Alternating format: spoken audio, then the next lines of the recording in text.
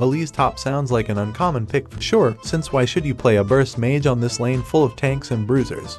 Well, first of all, we are going to build tank items on her so she fits better on this lane and becomes a big immortal spider. And when we take a look at her kit, it has quite a few things that fit perfectly on this lane. First of all, we have the Q spell that deals damage based on the target's current health, which is really good against champions that have a lot of HP and can mostly be found on the top lane. Your E spell allows ELISE to dodge enemy key abilities and prevent successful tower dives from your opponent. And compared to other ranged top laners, ELISE doesn't have a problem when the enemy manages to reach her, since she can just turn into spider form and win the close combat fight. But it is already hard enough to get close to this spider since she has a root with a solid range, and she has many more things in her kit that makes her ridiculously strong and allows her to dominate the laning phase. At the start of the game, ELISE is going to buy a Doran's ring and 2 health potions, and skill the Q spell first. As soon as you reach the lane, the first task might be obvious. Use the Q spell and auto attacks to poke the enemy top laner down and abuse the high range. As I have already told, the Q ability deals current health damage, which means the more HP the enemy has, the more additional damage is this spell going to deal. But be careful with it and don't spam it too much, since ELISE is quite mana hungry.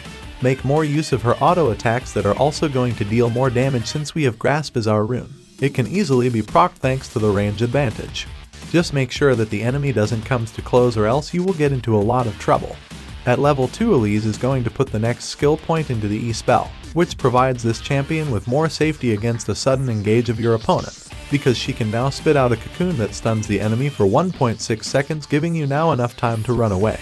Or by turning into the spider form, the E spell can be used to dodge enemy key abilities. It allows you to come down on the same spot or click on an enemy target such as the enemy champion or an enemy minion. Additionally, it can also be used on neutral jungle camps.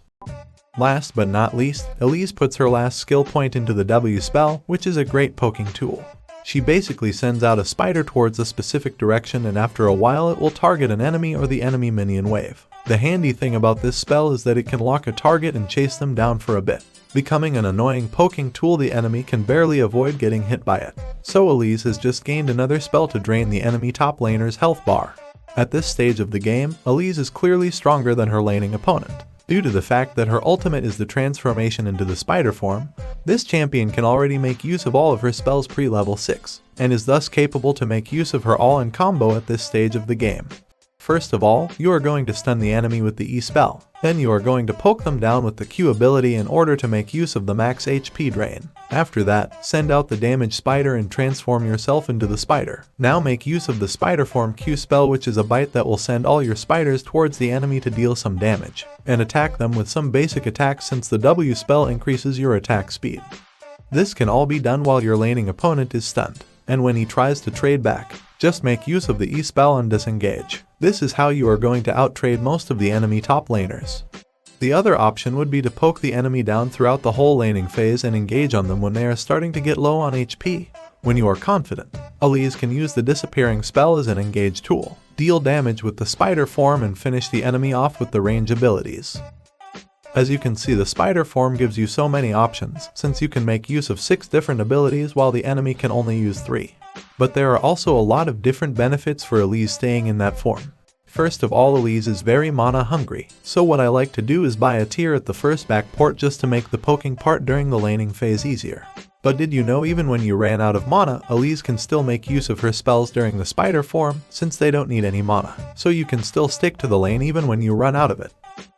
Another helpful tool on the top lane are these small spiders that spawn when ELISE transforms into the big spider. These can take the minion aggro when you want to freeze the wave or help you push that thing under the enemy turret.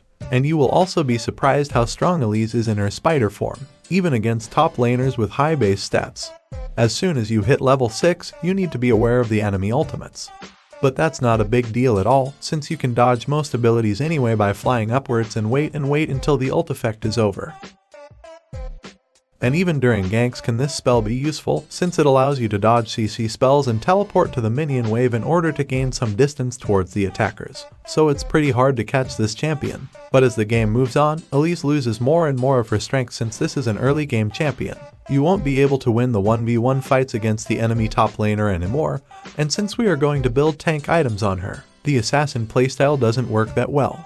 The first item would be Heart Stealer, allowing this spider to gain more and more HP, thus slowly becoming unkillable, and an even better split pusher.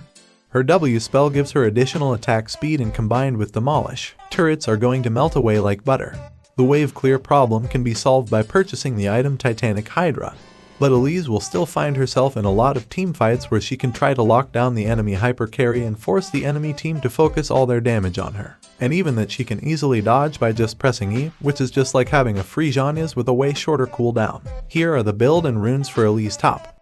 And if you are wondering why a Swain top is capable of winning against a Mundo that has his ultimate up, click on this video right here.